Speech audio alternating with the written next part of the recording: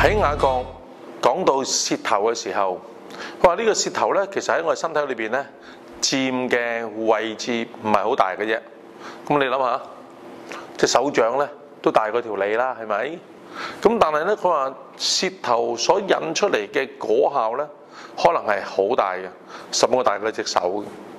咁如果一個人能夠控制到自己嘅舌頭，就係一個完全人啦，亦都可以控制佢全身。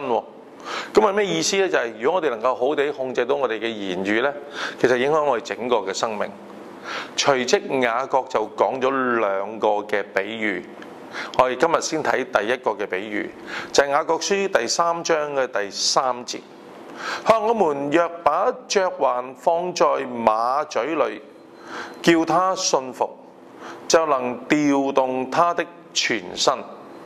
佢用馬作為比喻，大家知道馬嗰種力係好大噶嘛，所以記唔記得？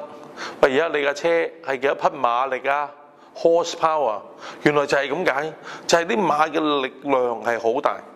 如果一個人要控制嗰隻馬呢，係好難。但係佢話到，原來當你喺隻馬嗰度呢，等呢個嘅嚼環，呢個嚼環就係有啲嘅倒刺喺度嘅，咁你就等喺個口度。平時係鬆嘅，咁呢個嚼環呢，就係綁住喺個馬韁嗰度。大家有冇見過嗰啲嘅騎馬嗰啲人？哇！特別啲西部牛仔片啊，哇！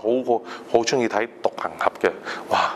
喺呢個嘅荒漠裏邊騎住馬，你點樣叫嗰個馬向左行定向右行呢？原來就係靠嗰條韁。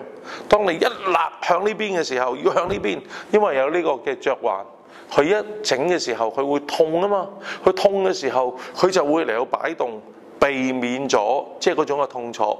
於是你要向右行嘅時候，就扯右邊。佢右邊痛嘅時候，佢就會點咧？就跟住傾向右邊，咁咪繼續向前走咯。如果你要向左邊行嘅時候，你就扯左邊嘅時候，咁呢邊嘅嚼環就令到佢痛，佢又會點啊？轉去另外一邊。即係話，雖然隻馬非常嘅大，人嘅力量好難去控制佢，但係個嚼環咧係好細嘅啫。但係等喺佢個口裏邊嘅時候，就能夠控制到佢嘅方向。今日我哋人要做嘅嘢好多，我哋身體裏邊嘅肢體咧係有唔同，而且可能有啲係好大嘅。我諗我最大就係個肚啦，係咪？但係相對地，嗰條脷咧係好少。但係脷發出嚟嗰種嘅影響性呢，就大過你其他，所以我哋要點樣去控制好我哋嘅言語，呢個係好寶貴。